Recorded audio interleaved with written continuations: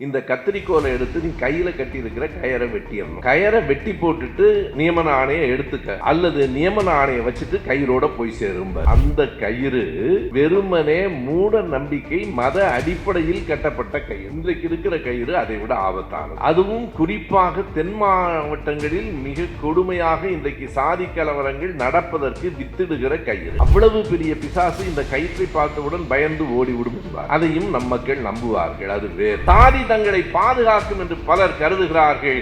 குறித்துக் கொள்ளுங்கள், நட்பு பாதுகாக்கும், நம் கொள்கை பாதுகாக்கும், அக்கம் பக்கத்தில் இருக்கிற உறவுகள் பாதுகாக்கும். ஒரு நாளும் சாதி உங்களை பாதுகாக்காது. யாரையும் சாதி பாதுகாத்ததாக வரலாறு இல்லை. சாதி அழித்திருக்கிறது, சாதி ஆணவ கொலைகளை தூண்டி இருக்கிறது, சாதி கொன்று இருக்கிறது, சாதி கலவரத்துக்கு வித்திட்டு இருக்கிறது. சாதி ஒரு நாடும் நம்மை காப்பாற்றியதில்லை. சாதியில் மட்டும்தான் அது வரிசை அல்ல, அடுக்கு. ஒன்றுக்கு அடுத்து இன்னொன்று அல்ல, ஒன்றுக்கு கீழே இன்னொன்று என்பதால் ஜாதியை எதிர்க்கிறோம். நீதிபதி சந்துரு அவர்கள் திலகம் வைக்க கூடாது என்கிறார். அவர் பொட்டு வைக்க கூடாது என்று சொல்லவில்லை. அந்த பொட்டுக்குள்ளேயும் ஒரு சாதி இருக்கிறது. மிக கவனமாக அந்தந்த வண்ணங்களில் அவர்கள் பொட்டு வைக்கவில்லை, திலகம் வைக்கவில்லை, திலகம் தீட்டுகிறார்கள். ரெண்டுக்கு இருக்கிற வேறுபாட்டை கவனியுங்கள்.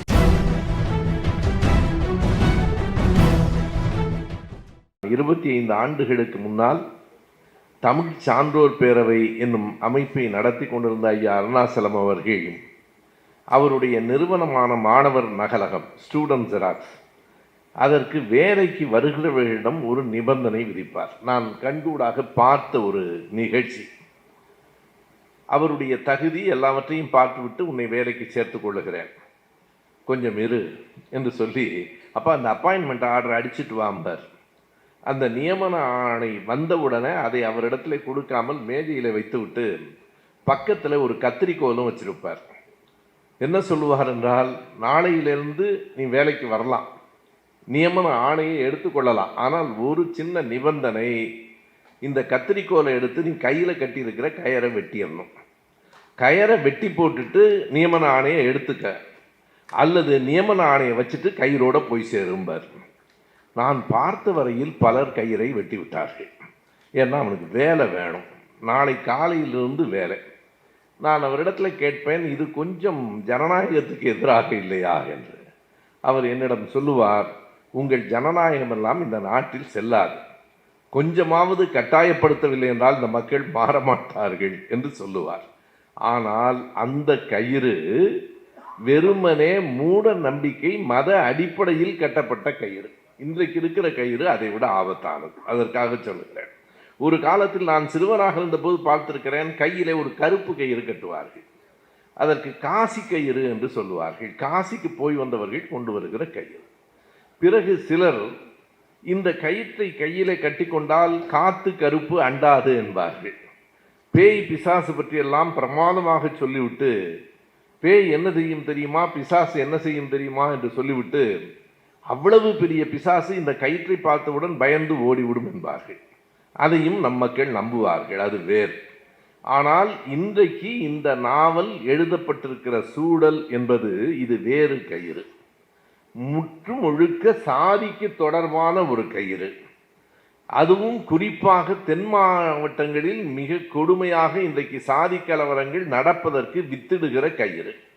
அதை அடிப்படையாக வைத்துத்தான் எழுதியிருக்கிறார். இந்த இடத்தில் என்னிடத்திலே ஒரு நண்பர் கேள்வி கேட்டார், நான் விடை சொல்லாமல் வந்தேன். அந்த விடையை இப்போது சொல்ல போகிறேன் என்று சொன்னேன். விமான நிலையத்தில் நீதிபதி சந்துரு அவர்கள் இந்த கயிறுகள் கூடாது என்று அறிக்கை கொடுத்த அந்த நேரத்தில் தற்செயலாக ஒரு நண்பரை சந்தித்தேன். அவர் யார் என்று எனக்கு தெரியாது. அவர் என்னிடத்திலே ஒரு கேள்வியை கேட்டார். ஐயா, உங்களுக்கு என்ன தெரியாது, எனக்கு உங்களை தெரியும், நான் உங்கள்கிட்ட ஒரு கேள்வி கேட்குறேன். நீதிபதி சந்துரு இப்படி அறிக்கை கொடுத்துருக்கிறாரு, நீங்கள் சரிதான்னு சொல்லுவீங்க? அவரே சொல்லிட்டார், என்ன கேட்கல. சரிதான்னு சொல்லுவீங்க, எனக்கு ஒரு சந்தேகம் இருக்குது, நீங்கள் இந்த கருப்பு சட்டை தான் எப்பவும் போடுறீங்க, எதற்காக அப்படின்னு கேட்டார். அதுவும் உங்களுக்கு தெரியும், தெரிஞ்சுட்டு தான் கேட்குறீங்கன்னு சொன்னேன். அவர் சொன்னார், தெரியும், நீங்கள் உங்கள் ஒரு கொள்கைக்காக அதற்கு அடையாளமாக கருப்பு சட்டை போடுவது நியாயம் என்றால், நான் என் சாதியின் அடையாளமாக கருப்பு கயிறு கட்டிக்கொள்வதில், சிவப்பு கயிறு கட்டிக்கொள்வதில் உங்களுக்கு என்ன பிரச்சனை என்று கேட்டார். அந்த கேள்வி மேலோட்டமாக பார்க்கிற போது அதில் ஒரு நியாயம் இருப்பது போல தோன்றிட்டு நான் சொன்னேன், விடை சொல்லலாம், வரவேற்பதற்காக நண்பர்கள் காத்திருக்கிறார்கள்.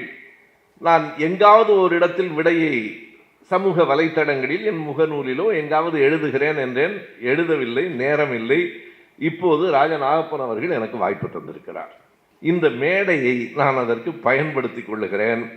உண்மைதான், கருப்பு சட்டை போடுவதும் அருள்மொழி அணிந்திருக்கிற கருப்பு சேலையும் ஒரு அடையாளம்தான். பல கட்சி கரை வேட்டிகளை கட்டி கொண்டிருப்பது அடையாளம்தான். அது அவரவர்களினுடைய கட்சியின் அடையாளம்.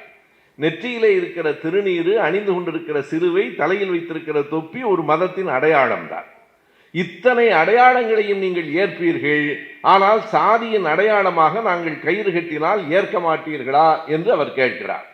நான் இன்னமும் சொல்லுகிறேன், இந்த அடையாளங்களிலே எவ்வளவு விரிந்து கிடக்கிறது என்றால், இரா எட்வின் என்கிற ஒரு கவிஞர் நெடுநாட்களுக்கு முன்னால் எழுதிய கவிதை எனக்கு இப்போது நினைவுக்கு வருகிறது. அவர் எழுதியிருப்பார், இந்த பெட்டிக்குள் அடக்கம் எல்லா கரை போட்ட வேட்டிகளும் எழுதியிருப்பார். பல்வேறு கட்சி கரைகள் போட்ட வேட்டி இருக்கு, அந்த இடத்துக்கு தகுந்த மாதிரி மாற்றி கட்டிக்கலாம். எனவே எல்லோரும் அடையாளத்தை வைத்துக் கொள்ளலாம், நாங்கள் மட்டும் அடையாளம் வைத்துக் கொள்ளக்கூடாதா என்ற கேள்விக்கு நாம் நுட்பமாக ஒரு விடையை சொல்ல வேண்டும். என்ன என்றால், இன்றைக்கு நான் கட்சியினுடைய அடையாளமாக ஒரு கரைவேட்டி கட்டி இருக்கிறேன், ஒரு மதத்தினுடைய அடையாளமாக ஒரு நெற்றியில் குறியிட்டிருக்கிறேன். ஆனால் என் மனம் மாறுமானால், என் கொள்கையும் கருத்தும் மாறுமானால் நான் இந்த அடையாளங்களை மாற்றிக்கொள்ள முடியும். நீங்கள் உங்கள் சாதியின் அடையாளத்தை எப்போதாவது மாற்றிக்கொள்ள முடியுமா? இந்த அடையாளங்கள் எல்லாம் நான் விரும்பி ஏற்றவை. எது சரி எது தவறு என்பது வேறு. உங்களுக்கு இஸ்லாம் மதம் பிடிக்கிறது, அவருக்கு கிறிஸ்தவ மதம் பிடிக்கிறது, இவருக்கு இந்து மதம் பிடிக்கிறது என்று சொன்னால், இந்த மதத்தை விரும்பி ஏற்பது நம் விருப்பம். நாளைக்கே வேறு இறை நம்பிக்கை வருமானால் மதத்தை மாற்றிக்கொள்ளுகிற உரிமை உண்டு. கட்சியை மாற்றிக்கொள்ளுகிற உரிமை உண்டு என்று சொல்லவே வேண்டாம், மாற்றிக்கொண்டேதான் பலர் இருக்கிறார்கள். எனவே சில கட்சி தலைவர்கள் சர்வ கட்சி தலைவர்களாக இருப்பார்கள். அவர்கள் போகாத கட்சி இனிமேல் தான் தொடங்கப்பட வேண்டும். ஒரு முறை ஐயா தலைவர் கலைஞர் அவர்களுக்கு அருகிலே இருக்கிற போது நான் ஒரு செய்தித்தாளை பார்த்து விட்டு சொல்லுகிறேன். ஒருவர் பெயரை குறிப்பிட்டு ஒரு செய்தி வந்திருக்கிறது. நான் கலைஞரிடத்தில் சொல்லுகிறேன், ஐயா பாருங்க, இவர் கடைசியா அங்க போய் சேர்ந்துட்டாருன்னு சொல்றேன். அவர் நம்மிடத்துலையும் இருந்தவர், பல கட்சிகளுக்கு மாறி பாருங்க ஐயா, கடைசியா அவர் அங்க போய் சேர்ந்துட்டாருன்னு சொன்னேன். கலைஞர் ஒரு கேள்வி கேட்டார். உடனே கேட்டார், கடைசியான்னு நீ எப்படி முடிவு பண்ணிட்டேன்னார். கடைசியா அங்க போய் சேர்ந்துட்டார், என்ன கடைசின்னு நீ எப்படி முடிவு பண்ணேன்னார். அவர் சொன்னது உண்மை. அவர் மறுபடியும் நம்மகிட்ட வந்து மறுபடியும் போயிட்டார். அது வேற, விடுங்க. அவர் இன்னமும் அந்த கடைசி சுற்றை முடிக்கவில்லை. எனவே நான் இந்த கதை பற்றி சொல்லாததற்கு காரணம், கதை பற்றி ஏறத்தாழ அருள்மொழி சொல்லி இருக்கிறார்கள். நான் முழுமையாக 486 பக்க கதையையும் படிக்கவில்லை. கதை புரிகிற அளவுக்கு படித்துக் கொண்டேன். ஏனென்றால் இந்த நாவலை பொறுத்த அளவு கதையை விட உள்ளே இருக்கிற அந்த செய்தி, அந்த விவாதம் தான் முக்கியமானது. நான் நினைக்கிறேன் தோழர் சுந்தரவட்டியோ அல்லது யாரோ முன்னுரை எழுதுகிற போது எழுதியிருக்கிறார்கள், இந்த கதை கரிகாலனுக்கு ரொம்ப பிடிக்கும். அந்த தொடர் என்ன எழுதியிருக்கிறார் என்றால், இந்த கதை எந்த பிசிறும் இல்லாமல் போகிறது. நல்லது, தட்டி விட்டார்கள் போல இருக்கிறது, எனக்கு தெரியாது. எனவே பிசிறு இல்லாமல் போகிற கதை போகட்டும், நான் அதை பற்றி விரிவாக சொல்லவில்லை. மற்ற அடையாளங்களுக்கும் சாதிய அடையாளங்களுக்கும் வேறுபாடு உண்டு. என் கருப்பு சட்டை மட்டுமே அடையாளம் இல்லை. இதிலே நான் வைத்திருக்கிற ஒரு நீல பேனாவும் ஒரு சிவப்பு பேனாவும் இன்னொரு அடையாளம் தான். பெரியாரியமும் மார்க்சியமும் அம்பேத்கரியமும் என்றைக்கும் பிரியாமல் இருக்க வேண்டும் என்று நான் விரும்புகிறேன். அதனுடைய அடையாளம் தான் அது. எனவே எல்லோரும் அடையாளங்களை வைத்துக் கொள்ளலாம். என்ன வேறுபாடு என்றால், இந்த கட்சி வேறு, அந்த கட்சி வேறு, அதுதான் அடையாளம். நான் திமுகவினுடைய அடையாளம், இன்னொருவர் கம்யூனிஸ்ட் கட்சியின் அடையாளம், அதிமுகவின் அடையாளம், ஏன் பாரதிய ஜனதா கட்சியின் அடையாளம் என்றால், இந்த அடையாளமும் அந்த அடையாளமும் வேறு வேறானவை. ஒன்று மேல் இன்னொன்று கீழ் என்கிற வேறுபாடு இல்லை. இது ஒன்றை அடுத்து இன்னொன்று. ஜாதி என்றால் ஒன்றுக்கு கீழ் இன்னொன்று. இருக்கிற பெரிய வேறுபாடு மதத்தில் கூட இது அது இன்னொன்று, இதற்கு அடுத்து அது, இது வேறு அது வேறு, அவ்வளவுதான். சாதியில் மட்டும்தான் அது வரிசை அல்ல, அடுக்கு.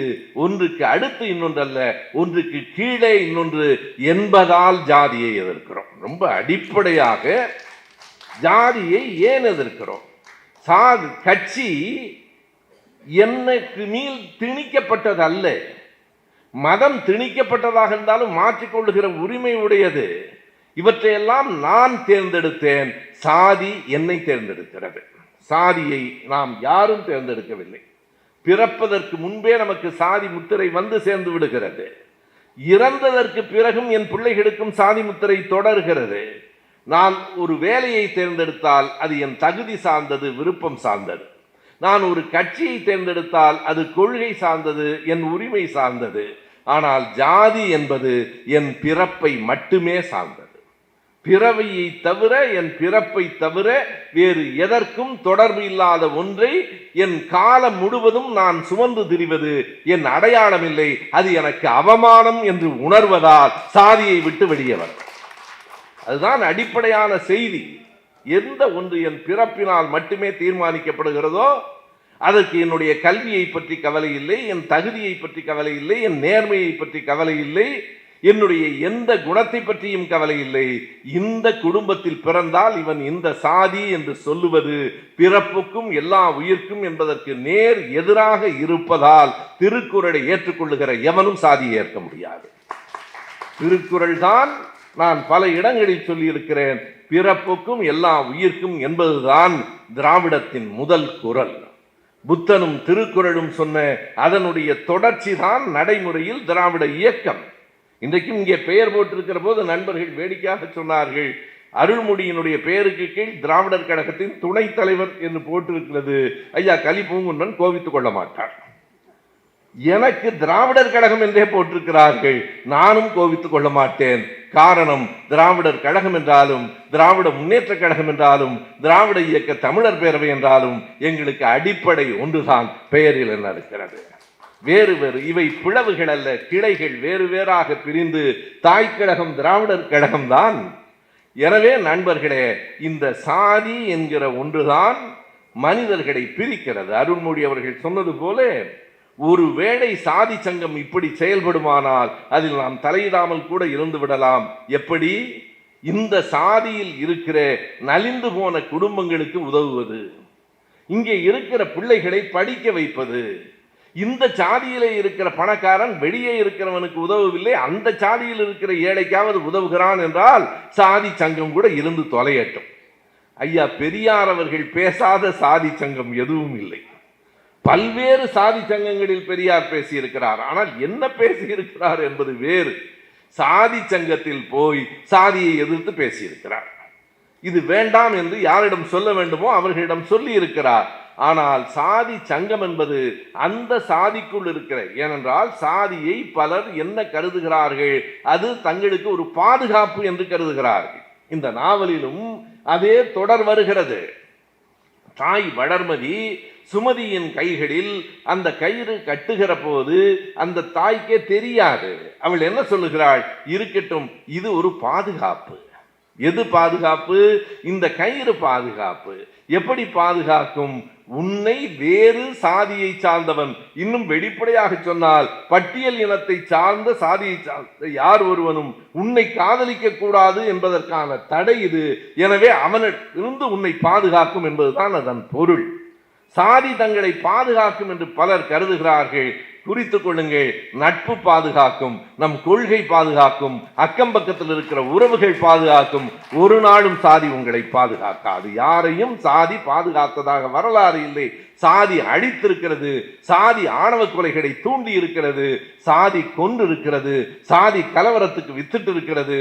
சாதி ஒரு நாளும் நம்மை காப்பாற்றியதில்லை. இதனை உரத்து சொல்லுவதற்கு, இதனை ஒரு கதை மூலம் சொல்லுவதற்கு இந்த கலர் கயிறுகளை ராஜநாகப்பன் எழுதியிருக்கிறார் என்றால் அந்த கதை எப்படி போகிறது, உள்ளே பிசிறு இருக்கிறதா இல்லையா என்பது எனக்கு சிக்கல் இல்லை. ஆனால் இந்த கதை சமூகத்துக்கு ஒரு நல்ல செய்தியை சொல்லி இருப்பதால் ஒரு தொண்டாகவே இந்த பணியை நான் பார்க்கிறேன். எதை எந்த நேரத்தில் செய்ய வேண்டுமோ அதை அந்த நேரத்தில் செய்திருக்கிறீர்கள். இன்றைக்கு தென் மாவட்டங்களிலே போனால் வண்ண வண்ண கயிறுகள், ஒவ்வொருவரும் இது மஞ்சள் கயிறு, சிவப்பு, நீலம், நான் நேரடியாக பார்த்திருக்கிறேன். ஏன் இத்தனை வண்ணங்கள்? அது ஒவ்வொன்றும் ஒவ்வொரு சாதியின் அடையாளம். சேர்ந்து படிக்கிற பிள்ளைகள் சேர்ந்து இருக்காமல் இருப்பதற்கு வழி. ஒரே வகுப்பில் தான் படிக்கிறான். பக்கத்திலே இருக்கிறவனின் கையிலே இருக்கிற கயிற்றின் வண்ணம் வேறு என்றால் இவன் சற்று விலகி அமர்ந்து கொள்வதற்கு வழிவகுக்கிறதே. எனவே கல்விதான் எல்லாவற்றையும் தரும் என்று கடைசி பகுதியில் எழுதியிருக்கிறார். எனக்கு வருத்தமாக இருக்கிறது, கல்வி கற்றவர்களிடத்திலே தான் சாதி உணர்வு கூடுதலாக இருக்கிறது. நீங்கள் எண்ணி பாருங்கள். கல்வி, எனக்கு உண்மையாக நம்முடைய கல்வியின் மீது கோபம் வருகிறது. பேராசிரியர் ஜோதி அவர்களைப் போல நானும் கல்லூரியிலே 21 ஆண்டுகள் ஆசிரியராக இருந்தேன். அந்த தொழிலை விரும்பி செய்தேன். அந்த பணியில எனக்கு பெரிய ஈடுபாடு இருந்தது. ஆனால் இன்றைக்கு எண்ணி பார்க்கிறேன், இந்த கல்வி, நம்முடைய கல்வி சாதியை ஒழிக்கவில்லை. இந்த கல்வி கற்றவர்கள் எல்லோரும் ஒழுக்கமானவர்கள் என்று சொல்ல முடியுமா? தவறு செய்கிறவன் கல்வி கற்றவன் தான் கூடுதலாக இருக்கிறான். இன்னமும் சொன்னால், ஏழை மக்களுக்கு, உழைக்கிறவனுக்கு தவறு செய்ய நேரம் கிடைப்பதில்லை. தவறு செய்ய விரும்பினால் கூட அவனுக்கு நேரம் கிடைப்பதில்லை. இவன் புத்திசாலித்தனமாக செய்கிறான், படித்திருக்கிறான் இல்லையா?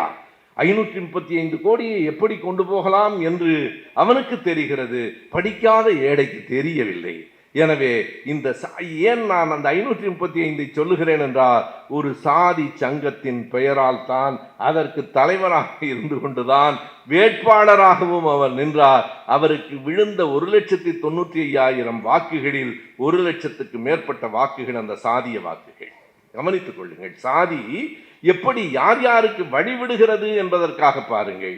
எனவே இந்த சாதிக்கு நாம் மறுப்பு சொல்லுகிற நேரத்தில் வெளிப்படையாக சந்துரு அவர்கள் நீதிபதியினுடைய அறிக்கை வந்தபோது நேரடியாக அதை எதிர்த்தவர்களிலே ஒருவர் பாஜகவை சார்ந்த ஹெச் ராஜா. என்ன சொன்னார்? நீங்கள் இந்து மதத்துக்கு எதிராக பேசுகிறீர்கள். நீதிபதி சந்துரு அவர்கள் திலகம் வைக்கக்கூடாது என்கிறார். அவர் பொட்டு வைக்கக்கூடாது என்று சொல்லவில்லை. அந்த பொட்டுக்குள்ளேயும் ஒரு சாதி இருக்கிறது. மிக கவனமாக அந்தந்த வண்ணங்களில் அவர்கள் பொட்டு வைக்கவில்லை, திலகம் வைக்கவில்லை, திலகம் தீட்டுகிறார்கள். ரெண்டுக்கு இருக்கிற வேறுபாட்டை கவனியுங்கள். இந்த திலகம் தீட்டுவது என்பது ஒரு அடையாளம். எனவே அந்த சாதியை சொன்னால் எங்கள் மதத்துக்கு, இந்து மதத்துக்கு எதிரான ஒன்று என்று அவர் சொல்லுகிற போதே என்ன பூனைக்குட்டி வெளியே வந்து விட்டதென்றால், சாதிதான் இந்து மதம் என்று அவரே ஏற்றுக்கொள்ளுகிறார் என்பதாக ஆயிற்று. நீங்கள் பார்க்கலாம், பலரும் கேட்கிறார்கள், வேறு மதங்களிலே சாதி இல்லையா? அவர் கிறிஸ்தவ நாடார் என்று சொல்லவில்லையா? இவர் முஸ்லீமிலே ஜாதி இல்லையா? இருக்கிறது. அது இந்து மதத்திலே இருந்து அவர்கள் சுமந்து கொண்டு போனதே தவிர அந்த மதத்துக்கும் சாதிக்கும் தொடர்பில்லை. அந்த மதத்திலும், ஒவ்வொரு மதத்திலும் மூட நம்பிக்கைகள் இருக்கின்றன. எல்லா மதங்களிலும் நமக்கு எதிரான கருத்துகள் இருக்கின்றன. ஆனால் இந்து மதம்தான் சாதியத்தின் தொடக்கம் என்பதை யாரும் மறுக்க முடியாது. அண்ணல் அம்பேத்கர் அதை மிக தெளிவாக எழுதியிருக்கிறார். மிக வெளிப்படையாக ஒரு சான்றினை சொல்ல வேண்டும் என்றால், நீங்கள் ஜெர்மனியிலே போய் ஒருவனை பார்த்து கேளுங்கள், நீ என்ன சாதி என்று. ஆஸ்திரேலியாவிலே போய் ஒரு கிறிஸ்தவனை பார்த்து கேளுங்கள், நீங்கள் என்ன ஜாதி என்று. அவன் என்ன பதில் சொல்லுகிறான் என்பது வேறு.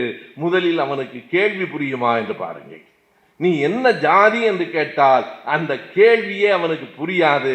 இந்தியாவில் இருக்கிற கிறிஸ்தவர்கள், இந்தியாவில் இருக்கிற இஸ்லாமியர்கள் தான் ஜாதியை இன்னமும் வைத்துக் கொண்டிருக்கிறார்கள் என்றால், நான் ஒரு கூட்டத்திலேயே சொன்னேன், நீ கிறிஸ்தவ உடையார், கிறிஸ்தவ நாடார் என்று சொன்னால் நீ இன்னமும் கிறிஸ்தவன் ஆகவில்லை என்று பொருள்.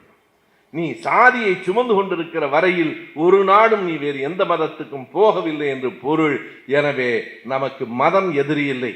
நீ சிவனை கும்பிடலாம் அல்லது உங்கள் முப்பாட்டம் முருகனை கும்பிடலாம், எங்களுக்கு எந்த வேறுபாடும் இல்லை.